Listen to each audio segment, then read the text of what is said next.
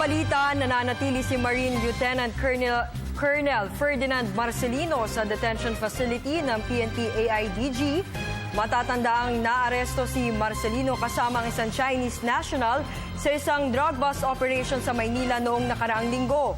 Una nang iginiit ni Marcelino na mayroon siyang mission order mula sa AFP, subalit ayon sa PNP AIDG, hindi na sana makukulong pa si Marcelino kung naipakita niya ang mission order sa mga operatiba.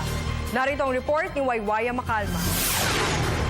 Para sa PNP AIDG, hindi na sana nakutungtong si Marine Colonel Ferdinand Marcelino sa loob ng kulungan kung naibigay na niya ang mission order na sinasabi niya sa mga operatiba. Dahil walang maibigay si Marcelino ay sa kulungan ng PNP AIDG o Anti-Illegal Drugs Group Detention Facility. Ang baksak niya kasama ng Chinese national. Right there and then kung binigay niya yung coplan na sinasabi niya, hindi siya nabanggit, hindi siya nakarating sa... Kasi nangyayari naman talaga sa operation siya. No? Yung mga covert operatives, may handler yan. Tinatawag siya, wala namang sumagot. Kahit ang prosecutor, hindi na kami. Kahit yung inquest prosecutor during the inquest, no? Binigyan siya ng time. Sabi ng fiscal, tawagan mo, i-produce mo papel and I let you go.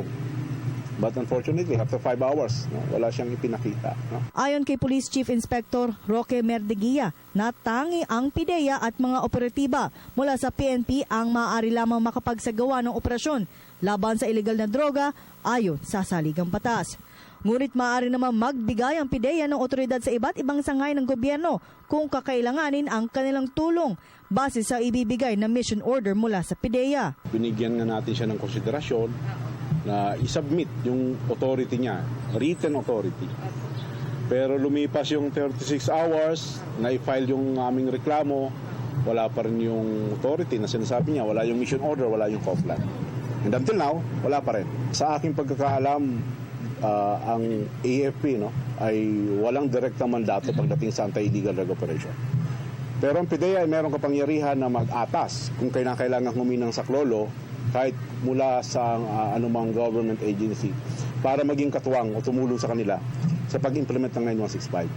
Pero sa tingin ko, base nga doon sa paliwanag ni Director General Art Capitak, ay walang koordinasyon at walang authority coming from PIDEA, no? Even from PIDEA. Walang coordination, walang authority. Posible namang ilipat ng detention facility si Marcelino sa PNP Custodial Center sa Campo Crame.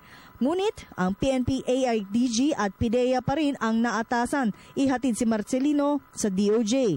Sa ngayon, tanging ang mga abogado ni Marcelino ang pinapayagang makapasok sa detention facility at naging mahigpit naman ang seguridad na kanilang ginagawa ngayon. Sabi naman ng AFP ay nagbigay na ng legal service para sa kanya, ngunit ito ay kanyang tinanggihan. Hands-off din ng AFP sa isinasagawang investigasyon sa marine official. Ito ay sa kabila ng marami nagsasabi na siya ay isang mabuting sundalo at kanyang krusada ay matimbog ang mga nasa likod ng iligal na droga. Huwag muna ho nating husgahan at hayaan po natin yung proseso na magpatuloy. But you're not going to conduct life? We are not the investigating body, and as long as we are not doing that, we will only extend our full cooperation to have him comply with anything else. And if there's anything needed from our end to support the investigation, then we will provide that. Sa ngayon ay tukoy na ng PNP AIDG ang may-ari ng high-end unit kung saan nakita sina Marcelino at ang Chinese national sa isang buy-bust operation at tumambad sa kanila ang isang pagawaan ng ilegal na droga sa Maynila noong isang linggo. Para sa Telebisyon ng Bayan, ako si Waywaya Macalma.